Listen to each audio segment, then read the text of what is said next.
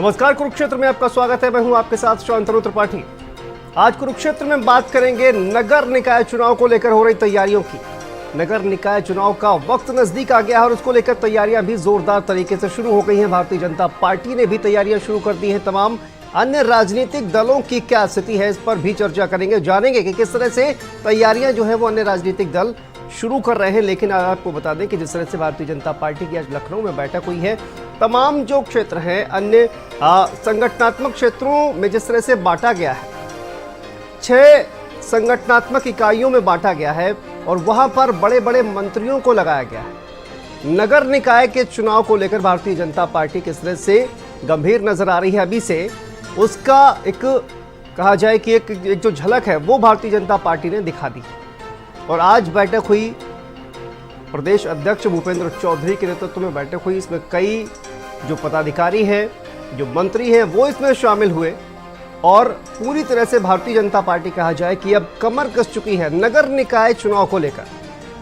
तो क्या कुछ कहा, सबसे पहले प्रतिक्रिया आपको सुनाते हैं, किस तरह की तैयारी जो है वो हो रही है भारतीय जनता पार्टी की तरफ से, ये सुनते हैं और उसके बाद चर्चा करेंगे और जानेंगे कि बाकी जो राजनीतिक पार्टियां हैं उनकी किस तरह से तैयारी हो रही है। प्रदेश में स्थानीय निकाय चुनाव को बहुत गंभीरता के साथ अपने कार्यकर्ताओं को अभी तैयार कर रही है। आज बड़ी बैठक है और उनको हम तैयार करके सभी नगर पालिकाओं में, नगर पंचायतों में और जो हमारे महापौर के पद हैं सबके लिए पार्षदों को किस ढंग से हमें चुनाव लड़ना है, उस प्रकार हम लोग रूपरेखा तैयार करेंगे। 17 की 17 सीटें चुनाव जीतेंगे और देखिएगा कि इतिहास रचेगा भारतीय जनता पार्टी। आज भी नगरीय निकाय के चुनाव को लेकर के बैठक बुलाई गई है और उस बैठक में हम लोग भी शामिल होने के लिए आए हैं। अब बैठक के बाद जो कुछ होगा आप सबके साथ चर्चा करेंगे, लेकिन नगर निकाय में कमल खिले या संकल्प है और इस संकल्प को सफल बनाने की कार्य योजना आज तैयार होगी।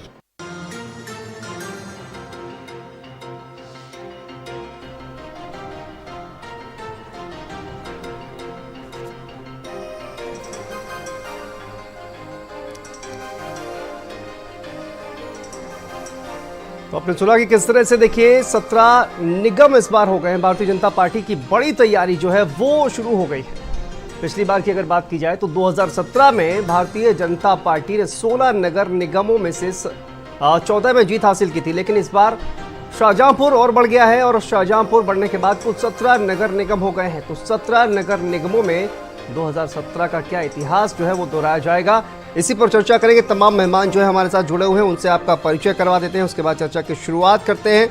हमारे साथ आसिफ रिजवी जी प्रवक्ता है कांग्रेस पार्टी के, जुड़े हुए हैं। दीपक सोनकर जी बीजेपी प्रवक्ता है, वो हमारे साथ जुड़े हुए हैं। रजा रिजवी जी वरिष्ठ पत्रकार हैं, वो हमारे साथ जुड़े हुए हैं। विद्या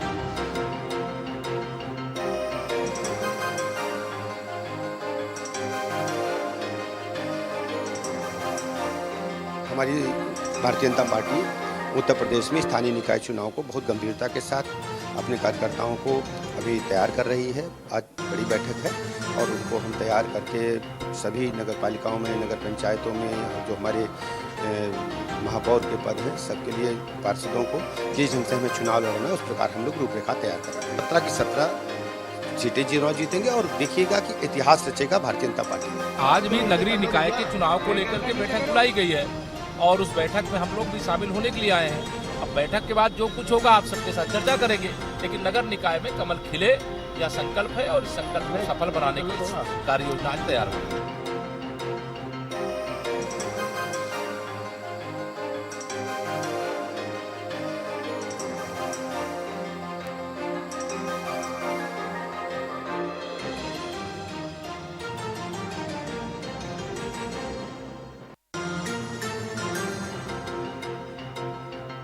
चुनाव को लेकर भारतीय जनता पार्टी की बड़ी तैयारी है। तमाम राजनीतिक पार्टियां जो है वो भी तैयार हो चुकी हैं।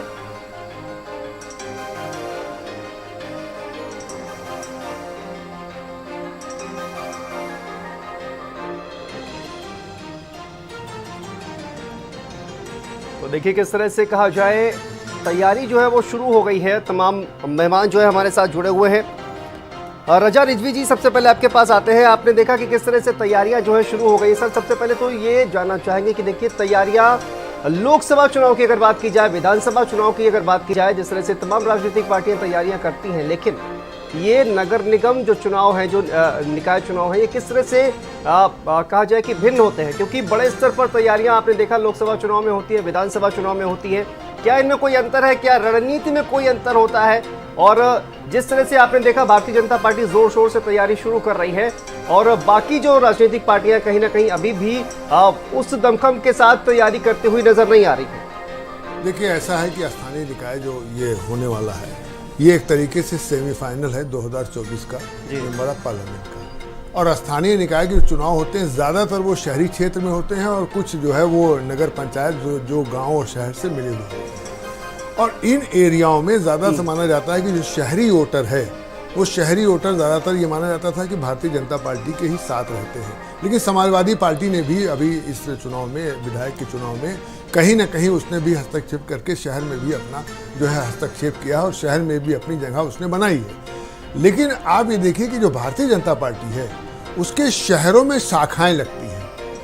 जो आरएसएस है, जुड़ा हुआ है आरएसएस के साथ जो है, उसकी शहरों में शाखाएं लगती हैं और बिल्कुल एक साइलेंट मोड से लगती हैं शाखाएं। और जो शाखा के लोग हैं, वो समझिए भारतीय जनता पार्टी के समर्पित लोग हैं। लेकिन अब समाजवादी पार्टी, जाहिर सी बात है कि राष्ट्रीय अध्यक्ष अखिलेश जो हुए हैं, अभी जल्दी हुए हैं, तो जाहिर सी बात है उनके लिए बहुत बड़ा चैलेंज है। भूपेंद्र भारतीय जनता पार्टी के प्रदेश अध्यक्ष हुए हैं, उनके लिए बहुत बड़ा चैलेंज है। आप समझिए धर्मपाल जी जो महामंत्री संगठन हुए, उनके लिए बहुत बड़ा चैलेंज है। सुना है कि आम आदमी पार्टी भी इसमें अब की हिस्सा लेगी बहुत कायदे से, और ज़मीनी हकीकत पे जाके वो काम कर रही है और दौड़ रही है, भाग रही है कि हम जो है अपनी स्थिति को मजबूत करें। लेकिन ये अब की बहुत अच्छा चुनाव होगा स्थानीय निकाय का, और बहुत भारतीय जनता पार्टी के लिए भी एक प्रतिष्ठा का वक्त। क्योंकि आप देखिए, इससे पहले जो आपने अभी भी कहा कि भाई 16 के बाद एक 17 शाहजहांपुर वाला हो गया, 16 नगर निगम के अंदर आप समझिए 2 नगर निगम इनको जो है आगरा और अलीगढ़ के नहीं मिले थे, वो बीएसपी को मिल गए थे, और 14 भारतीय जनता पार्टी को मिले थे। तो अब 14 तो इनको अपने पास रखना ही रखना है। दूसरे जो 17 आया है शाहजहांपुर, उसमें सुरेश खन्ना की इज्जत फंसी पड़ी है कि भाई वो शाहजहांपुर के रहने वाले हैं, 9 बार विधायक हुए हैं और नगर निगम उन्होंने बनवा लिया है। तो अगर वहाँ जो है, वहाँ जो जीत के नहीं आए नगर निगम के जो है वहाँ के अध्यक्ष, वहाँ की जो है पार्षद भी अच्छी संख्या में नहीं जीत के आए, तो एक प्रश्न बनेगा कि एक नगर निगम बना भी और वो दरअसल तो भारतीय जनता पार्टी के लिए इसमें 14 सीट को बरकरार रखना है और शाहजहांपुर को जीतना है, तभी वो होगा। लेकिन समाजवादी पार्टी भी इसमें बहुत मजबूती से लगी हुई है और वो उसने जो है अपने कार्यकर्ता, अभी जैसे उनका जो है वो था सदस्यता अभियान, तो उन्होंने सदस्य बहुत जोरों से बनाए। अभी आप देखिए जो 2 दिन का प्रोग्राम हुआ, इनका प्रदेश अध्यक्ष बनाए गए, उसके बाद जो है नरेश जी और राष्ट्रीय अध्यक्ष अखिलेश जी बनाए गए। राष्ट्रीय अध्यक्ष बनने के बाद अखिलेश का ये पहला चुनाव होगा, क्योंकि अखिलेश का ये बदनाम करते हैं लोग, और बदनाम करते हैं, सही भी कहते हैं कि साहब जब से राष्ट्रीय अध्यक्ष हुए हैं कोई बहुत बड़ा चुनाव नहीं जिता पाए हैं। तो ये इनके लिए एक बहुत बड़ा प्रश्न होगा कि इस चुनाव को वो अच्छी तरीके से रणनीति के साथ लड़ करके जिताएं, जिससे अच्छी से अच्छी सीट आए। अब बीएसपी बहन मायावती तो भाई जाहिर सी बात है, सबको विदित है कि ट्विटर पर बैठ के वो काम करती हैं, और आम जनता चाहती कि हमारा जो नेता हो वो सड़क पे आवे, हमारे लिए हमारी जो दुश्वारियां, हमारी जो परेशानी है उसके लिए वो आवाज़ उठाए। ठीक है, दीपक सोनकर जी आपके पास आते हैं। आज देखिए जिस तरह से बड़ी बैठक हुई है, क्या कुछ रणनीति बनाई गई है? क्योंकि कहा यह जा रहा है कि रिपोर्ट कार्ड भी जो है वो तैयार किया गया है, तमाम जो प्रत्याशी हैं उनका रिपोर्ट कार्ड तैयार किया गया है, और कैसा परफॉर्मेंस दिया गया है, इसकी रिपोर्ट जो है वो आज अध्यक्ष जी के सामने पेश की गई है। तो क्या कुछ हुआ और किस तरह की रणनीति आज आप लोगों ने बनाई? देखिए शांतनु जी, निश्चित रूप से जिस तरीके से लगातार निकाय चुनाव करीब आ रहा है और भारतीय जनता पार्टी तो निश्चित हमेशा ही चुनावी मूड में रहती है और हमेशा से जनता के बीच में, और भारतीय जनता पार्टी का एक एक कार्यकर्ता, चाहे वो बूथ अध्यक्ष हो, जिला अध्यक्ष हो, प्रदेश अध्यक्ष हो, राष्ट्रीय अध्यक्ष हो, कोई भी चुनाव होता है उसमें पूरी तन्मयता के साथ लगता है और पूरी ईमानदारी के साथ जनता के बीच में जाकर के अपनी बात रखता है। दूसरी बात जो आपने तैयारी की बात करी, निश्चित रूप से जिस तरीके से संगठन की हमारी समीक्षा है और विचार मंथन की बैठक लगातार चलती है, उसी आधार पर यह भी एक समीक्षा बैठक और विचार मंथन की बैठक है। और जिस तरीके से हम लोगों ने इस निकाय चुनाव की तैयारी के निमित्त जो प्रभारी, सह प्रभारी और संयोजक बनाए, तो उनके कामों का विस्तार कैसे बने, वो भी इस चुनाव में किस प्रकार से कार्यकर्ता जनता तक पहुंचने का काम करे, कैसे हम ग्राउंड की नीति को बनाए, ऐसे अलग अलग विचारों पर मंथन किया गया है। और बूथ की संरचना, बूथ प्रबंधन की संरचना भी कैसी मजबूत हो, हमारे प्रत्याशी भी कैसे हो, ऐसे सारे विषयों पर इस बैठक में लेकर के चर्चा हुआ है। मगर एक बात और मैं कहना चाहता हूं शांतनु जी, निश्चित रूप से ये विषय अभी हम लोगों के ध्यान में आया कि लगातार भारतीय जनता पार्टी ने जो पूरे उत्तर प्रदेश में जहां 16 नगर निगम हुआ करते थे, उसमें 14 नगर निगमों में अपनी जीत हासिल करी। वहीं आज 17 हैं, तो 17 में भी निश्चित रूप से जिस तरीके से लगातार भारतीय जनता पार्टी पर जनता का भरोसा और उत्तर प्रदेश के मुख्यमंत्री योगी आदित्यनाथ जी पर भरोसा और देश के प्रधानमंत्री नरेंद्र मोदी जी पर भरोसा लगातार जो आ रहा है जनता का, निश्चित रूप से नगर निगम चुनाव में भी, नगर पालिका चुनाव में भी निश्चित रूप से जनता का आशीर्वाद भारतीय जनता पार्टी के साथ रहेगा। कि जिस तरीके से लगातार अगर हम शहरी चुनाव की बात करें, ग्रामीण क्षेत्र की बात करें, तो शहर में भी नगर निगमों में इतना विकास डेवलपमेंट खड़ा हुआ है कि किस तरीके से आज शहर के अंदर स्मार्ट सिटी के माध्यम से लगातार आएंगे दीपक मैं जी। आपको एक उदाहरण ठीक है दीपक जी, स्मार्ट सिटी पर भी आएंगे। आसिफ रिजवी जी हमारे साथ कांग्रेस के प्रवक्ता जुड़े हुए हैं। आसिफ रिजवी जी, अब देखिए कांग्रेस पार्टी को उत्तर प्रदेश में अध्यक्ष भी मिल गया है, तो अब किस तरह से तैयारियां जो है वो पार्टी शुरू करने वाली है। हालांकि आज जो है हमने बात करने की कोशिश की आपके जो नवनिर्वाचित अध्यक्ष हैं ब्रजलाल खाबरी जी से, लेकिन उन्होंने कहा जाए कि चुनाव पर कुछ भी बोलने से फिलहाल इनकार कर दिया। किस तरह की पार्टी जो है वो तैयारियां करने वाली? देखिए, हमारी पार्टी चुनाव की पहले से ही तैयारी कर रही है। पार्टी के अंदर अलग अलग संगठन हैं जो अपना कार्य लगातार करते रहते हैं। पार्टी का अध्यक्ष निर्वाचित होना और बनना ये एक प्रक्रिया है, लेकिन चुनाव की तैयारी अपनी जगह है। उसके लिए जो लोग अपॉइंट हैं, जो लोग काम कर रहे हैं, वो कार्य कर रहे हैं। उसके लिए जो बूथ अध्यक्ष हैं, जो हमारे जो ब्लॉक अध्यक्ष हैं, जो हमारे वार्ड अध्यक्ष हैं, जो हमारे पोलिंग बूथ के अध्यक्ष हैं, वो अपना अपना कार्य पहले से करते चले आ रहे हैं। अभी भारतीय जनता पार्टी के प्रवक्ता ने कहा कि हमारी तैयारी चल रही है, तो भारतीय जनता पार्टी केवल चुनाव लड़ती है, सामाजिक कोई कार्य तो करती नहीं है। सरकार में आने के बाद भी चुनाव लड़ने की तैयारी करती है, तो वो तो तैयार, मतलब उसके लिए कहा जाए तो वो तो चुनाव ही लड़ती है, कोई दूसरा काम ही नहीं है उसके पास। और उनके पास दो कार्यकर्ता जबरदस्त हैं, एक ईडी और एक सीबीआई, जो भारतीय जनता पार्टी को चुनाव जिताने का काम करती है।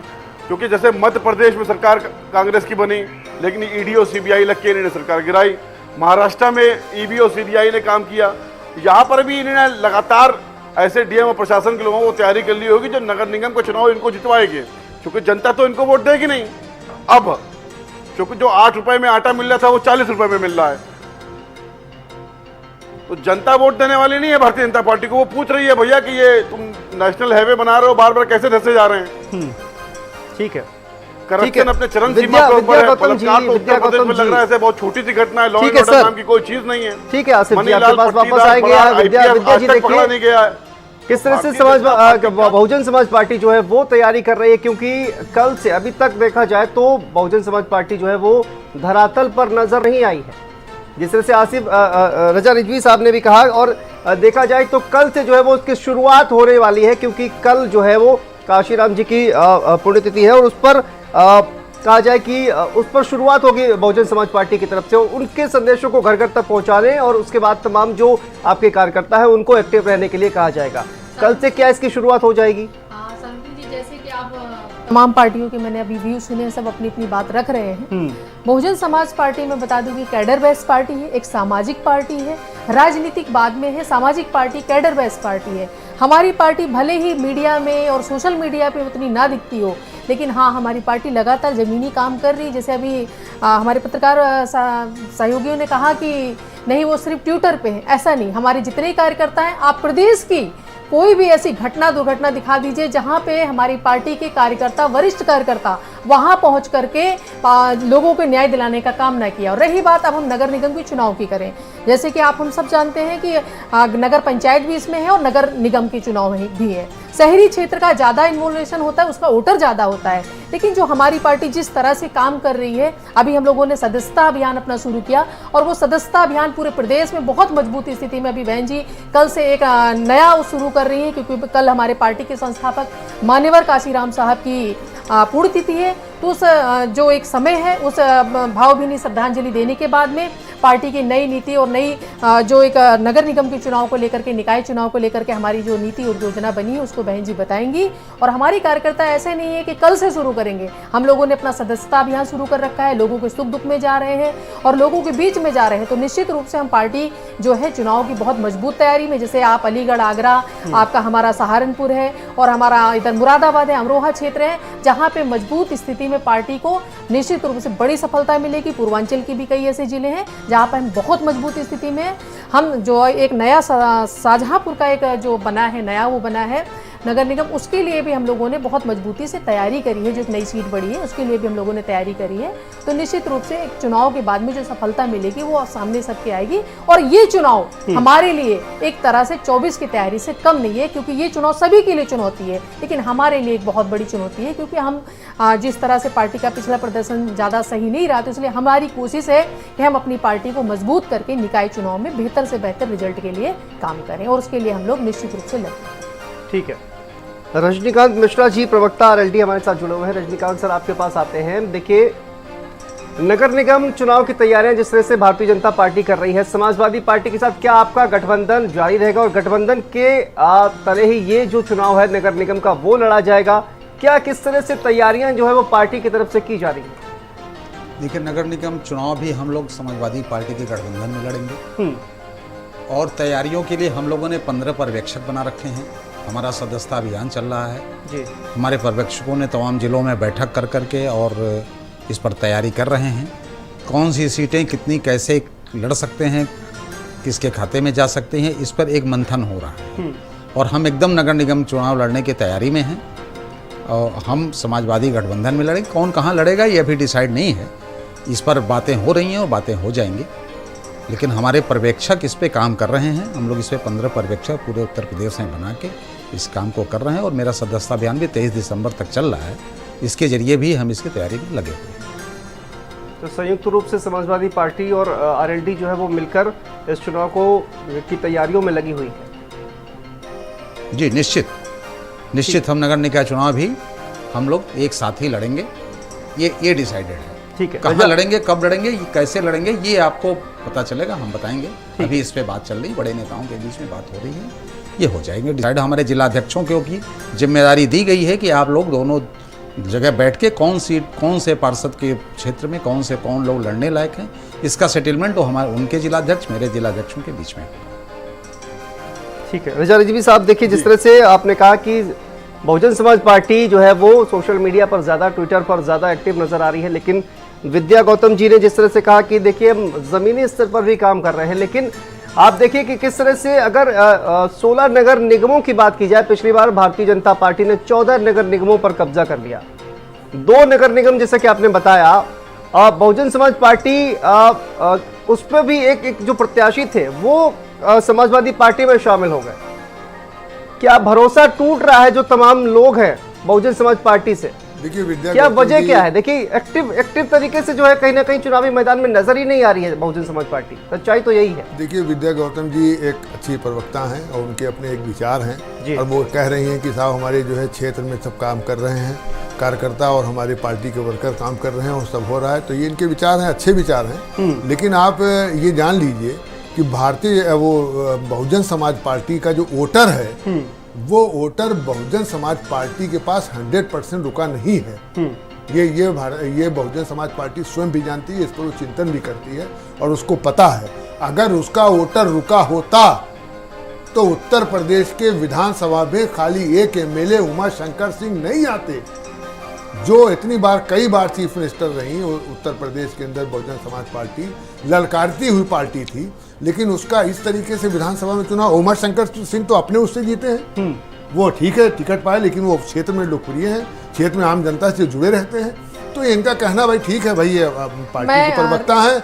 अभी आप कहिएगा, अभी आपको समय देंगे शांति में, पूरा आप मेरी बात को रखिए। लेकिन जब प्रवक्ता हैं वो कह रही हैं, वो अपनी दृष्टि से देख रही हैं, समझ रही हैं, लेकिन मैं अपनी दृष्टि से बता रहा हूँ कि उस दृष्टि से जिस तरीके से बहुजन समाज काम करती रही है उस तरीके से बहुजन समाज काम नहीं। एक चीज शांतनु जी और बताना चाहता हूँ आपको। आप देखिए, कांग्रेस ने अध्यक्ष बना दिया और आपने खुद अपनी जिंदगी में देखा होगा कि 6 प्रांतीय अध्यक्ष बनाए हैं। आप बताइए, इससे पहले कांग्रेस ने कोई प्रांत अध्यक्ष बनाया है? मैं आप पर सवाल कर रहा हूँ, नहीं बनाया ना। इनका एक प्रदेश का अध्यक्ष रहा, 6 प्रांत के अध्यक्ष। मेरी जिंदगी में तो मैंने नहीं सुना था कि 6 प्रांत के अध्यक्ष। ये बिल्कुल उसी तरीके से किया है जैसे भारतीय जनता पार्टी के पास 6 प्रांत है, ब्रज प्रांत, पूर्वी प्रांत, काशी प्रांत, मध्य प्रांत और क्या समझे अवध प्रांत।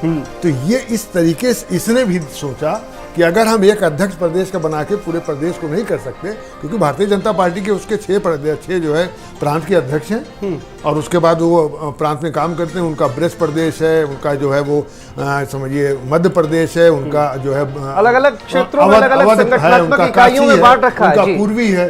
तो कहीं ना कहीं कांग्रेस ने सीखा है कि अगर हम इस तरीके से करेंगे तो हम मजबूत होंगे। और भारतीय जनता पार्टी तो काम करके बिल्कुल रख देती है, पहले से उसका काम हो रहा है। अब बताइए, एक चुनाव में 3 लोगों को लगा दिया, मतलब चुनाव प्रभारी भी रहेगा, सह प्रभारी भी रहेगा, संयोजक भी रहेगा और मंत्री भी जाएंगे। मंत्री जी बिल्कुल देखिए जाएंगे और एमएलए उतारा है, असीम अरुण जी को उतारा है, ब्रजेश पाठक जी को उतारा है। ये तमाम मंत्री जो है वो भारतीय जनता पार्टी ने उतार दिए हैं। दीपक सोनकर जी, मैं सरकार एक जवाब देना चाहती हूँ सर। मैं शांतनु साहब, मैं आपसे 2 मिनट का टाइम लेना चाहती हूँ, यदि हो सके तो मैं जवाब दूं। मैं पत्रकार साहब ने भी जैसे कहा कि सर हमारे सीनियर हैं, बहुत अनुभवी भी हैं। मैं आपकी बात को बिल्कुल हो सकता है कि हम कमजोर पड़े हैं, क्योंकि फेल आदमी को दुनिया में सब कहते हैं कि फेल हो चुका है। लेकिन बहुजन समाज पार्टी जब आप अपने उस पर काम करने पे आई है, ठीक है, विधानसभा चुनाव में हमारी बहुत हार हुई, हम इस बात के लिए अप्रिशिएट करते हैं कि हमने मतलब इस बात से हमें उदासीनता है कि हमारी पार्टी का हार हुई है। लेकिन आप इस बात से अंदाजा नहीं लगा सकते हैं कि आने वाले समय में भी हम उसी तरह से हारते रहेंगे। पार्टी जब हारी है तो उसके लिए मजबूती से तैयारी भी कर रही है। जिस तरह से आपने कहा कि चुनावी मोड में भारतीय जनता पार्टी है, भारतीय जनता पार्टी तो चुनावी मोड में है। अभी कांग्रेस के प्रवक्ता साहब ने कहा कि वो हमेशा ही चुनावी मोड में है, उनका कोई काम ही नहीं है कि भारतीय जनता पार्टी। आज मुझे बता दीजिए, लोग मायावती जी को कहते हैं, बहन मायावती जी को कहते हैं कि वो किसी भी सुख दुख में नहीं जाती, प्रदेश की किसी भी जमीनी स्तर पे नहीं जाती। मुझे कोई बताइए कि अखिलेश यादव कितने उसमें गए हैं, सीएम साहब कितने उसमें गए हैं, और प्रियंका जी और राहुल जी कितनी दुर्घटनाओं में गए, चाहे लखीमपुर खीरी की घटना हो, चाहे उरई की घटना हो। मुझे पता है क्यों मायावती जी के ऊपर ही कोई प्रश्न चिन्ह क्यों लगाया जाता है, क्यों? क्योंकि जो हारा हुआ है, जो पीछे हो गया, तो उसे पीछे करने का काम अक्सर लोग उसी पे ज्यादा नजर रखते हैं। तो ये सबसे बड़ा सवाल है कि कितनी घटना दुर्घटना में विपक्षी पार्टी जो अखिलेश यादव जी की पार्टी सपा है, वो कितनी जहाँ पे पहुंची हुई चुप रही है और जिसमें शासन कितनी जगह पे कांग्रेस गई है, फिर मायावती जी पे प्रश्न चिन्ह क्यों इस बात पे? ठीक है दीपक, नहीं, आप बताइए कौन सी उत्तर प्रदेश में ऐसी घटना हुई है जनता की आवाज? आप मुझे बताइए, लखीमपुर खीरी की घटना में, उरई की घटना में, सोनभद्र की उसकी घटना में, यहाँ पे कहाँ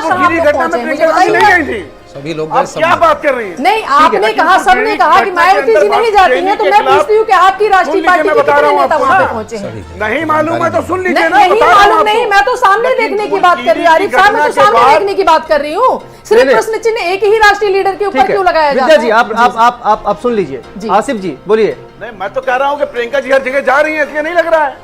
मुझे बताइए कितना लखीमपुर की घटना में, किसी और घटना में बड़ा नेता कब पहुंचा आपका? हाथरस की घटना में हाथरस की घटना पुरानी, मैं लेटेस्ट की बात कर रही हूँ, मैं आज की बात कर रही हूँ, जिन घटनाओं पर चुनाव होने वाला है। भारतीय जनता पार्टी के कार्यकर्ता की हत्या हुई, भारतीय जनता पार्टी के कार्यकर्ता की हत्या हुई, उसमें प्रियंका गांधी गई।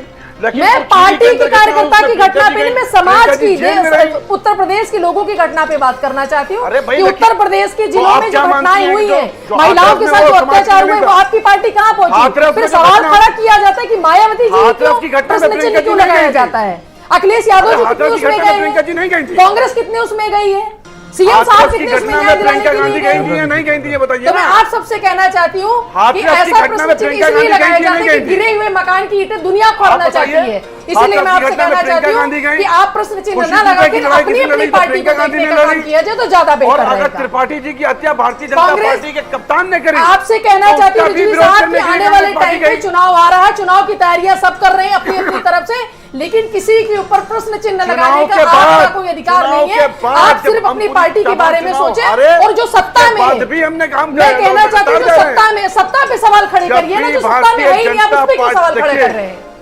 जो सत्ता पे है ही नहीं आप उस पे सवाल क्यों खड़ा कर रहे हैं? जो सत्ता में है ही नहीं आप उस पे सवाल खड़ा करके इसका मतलब आप सत्ता के साथ है। इसका मतलब आप साबित करें कि हम सत्ता के साथ हैं। हम कोई सवाल नहीं खड़ा कर रहे हैं। आपने अभी सवाल सवाल नहीं नहीं, किया। नहीं, वो ये CBI नहीं कह रहे कि घबराते सत्ता के नहीं साथ है। वो उनका कहने का मतलब ये है कि विपक्ष जो है ना, अगर मजबूत की होता भूमिका है, कहाँ? विपक्षी पार्टियां अगर मजबूत होती है ना, मजबूत विपक्ष के तौर पर बहुजन समाज पार्टी नजर नहीं आ रही है कहीं ना कहीं। मैं कहना चाहती हूँ कि बहुजन समाज पार्टी से ज्यादा आपने विपक्ष की सवाल भूमिका खड़ा में किया अखिलेश कि यादव हाथरस जी की की पार्टी घटना के सपा ऊपर है। प्रियंका गांधी सपा नहीं गई। कितनी घटना में मैं अखिलेश बता रहा हूं, यादव जी हाथरस कितनी की घटना में घटना के ऊपर पहुंचे प्रियंका हैं। गांधी सिर्फ गई। सवाल इसलिए और खड़ा बाकी करा जाता है चार्ज कि भी हुआ वहां बहुजन पर। समाज पार्टी कांग्रेस के इसलिए कार्यकर्ता खड़ा करा उसमें जाता है चोटिल कि हुए। सबको लगता है मैं कि खुद टक्कर उस देगी घटना में आगे वहां पर चुनाव था।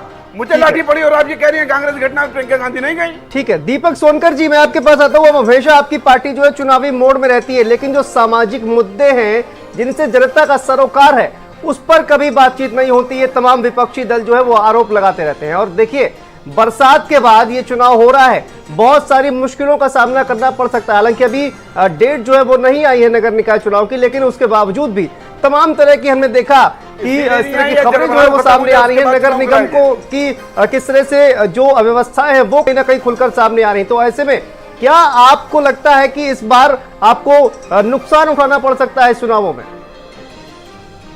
देखिए, निश्चित रूप से शांतनु जी, बिल्कुल आपने ठीक कहा। भारतीय जनता पार्टी हमेशा से ही चुनावी मूड में रहती है और अपने कार्यकर्ताओं के साथ संवाद और संपर्क करती रहती है। दूसरी बात, अभी हमारे आसिफ भाई अपने समाजवादी के प्रवक्ता जी कह करके गए थे कि जो है जब चुनाव आता है तब भारतीय जनता पार्टी आकर के निकलती है। भैया, जिसकी सोच रही जैसी और वैसी आप सोचते हैं। मुझे लगता है भारतीय जनता पार्टी तो हमेशा जनता के बीच में रहती है, मगर चुनाव आते ही मुद्दों की तरह अगर निकल करके आते हैं। ये भी उदाहरण आपके सामने है। कैसे चुनाव आते ही एक्टिव हो जाते हैं और जनता को कैसी बन करके देखने लगते हैं। दूसरी बात, समाजवादी पार्टी तो भारतीय जनता पार्टी एक मिनट पहले आसिफ जी, आप एक बात सुन लीजिए। मैं आपके बीच में नहीं बोला था, तो आप बीच में इंटरप्ट मत करिए। ठीक है, आसिफ जी सुन लेते हैं। आसिफ जी, आसिफ जी प्लीज सुन लेते हैं। मैं आपको कहूं कि आप बसपा के साथ क्या करोगे? दीपक जी, आसिफ जी कांग्रेस के प्रवक्ता है। आसिफ जी कांग्रेस के प्रवक्ता है। दीपक जी, सॉरी जी बोलिए, अपनी बात रखिए। नहीं, मैं देखिए शांतनु जी, मैं किसी के बीच में इंटरप्ट नहीं किया हूं। तो मेरा भी आग्रह सभी प्रवक्ताओं से है, सभी पैनलिस्टों से है कि मेरे बीच में कोई इंटरप्ट ना। ठीक है, अपनी बात पूरी करिए। तो दूसरी बात यही मैं कह रहा हूं कि जिस तरीके से भारतीय जनता पार्टी अपने चुनाव के मुद्दों को लेकर के जाती है, हम तो हमेशा से कार्यकर्ताओं के बीच में रहते हैं। हमेशा से कार्यकर्ता अपने विचार पद्धति को रखता है, हमेशा से संगठन की इकाइयों को रखता है। अभी संगठन की इकाइयों की चर्चा हो रही थी। मैं भी दर्शकों को और आप सबको भी क्लियर करना चाहता हूं कि जिस तरीके से संगठन की इकाइयां हैं, तो हमारी भी संगठन की 6 इकाइयां 6 क्षेत्रों में बटी हुई हैं। काशी क्षेत्र में बटी है, कानपुर क्षेत्र में बटी है, गोरखपुर क्षेत्र में बटी है, ब्रज क्षेत्र में बटी है, पश्चिम क्षेत्र में बटी है। ऐसे संगठन की योजना और रचना है, और ऐसे योजना रचना को लेकर के भारतीय जनता पार्टी का एक एक कार्यकर्ता चुनाव के रहने पर भी और चुनाव के न रहने पर भी कार्यकर्ता संगठन की इकाई को मजबूत करने के लिए और जनता की समस्याओं का समाधान करने के लिए लगातार जनता के संपर्क में रहता है।